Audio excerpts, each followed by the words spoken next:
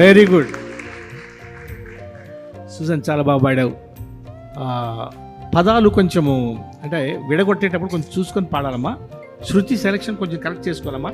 మీరు కొంచెం హైలో పాడగలరు.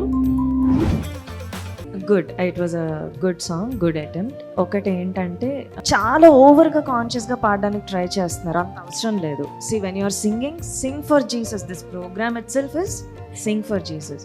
So surrender yourself to the lord and then to music and Singh.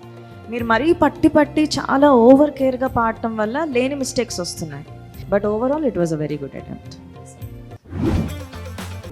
మంచిగా పాడారమ్మా, దేవుని కోసం పాడారు.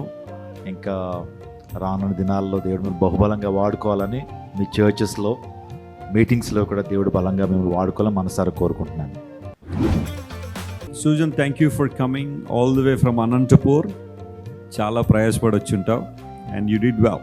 చాలా మంచిగా పాడావు. ఇంకొంచెం ఎక్స్ప్రెషన్స్ ఇంకా ఫ్రీగా ఇచ్చుంటే చాలా బాగుంటుంది. మంచి పాట సెలెక్ట్ చేసుకున్నావు.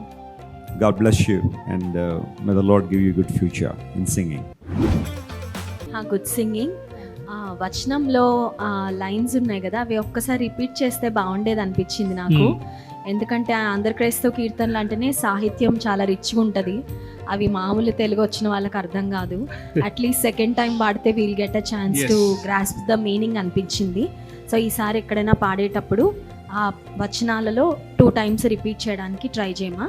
అండ్ దెన్ స్కేల్ కూడా సిలో చాలా మెలోడియస్గా ఉంది నీ వాయిస్. మనం సిలో తీసుకొని ఉంటే బాగుండేది. సో ఈ సాంగ్ ఇంకెప్పుడైనా పాడితే try to sing it in C scale. God bless you Neha.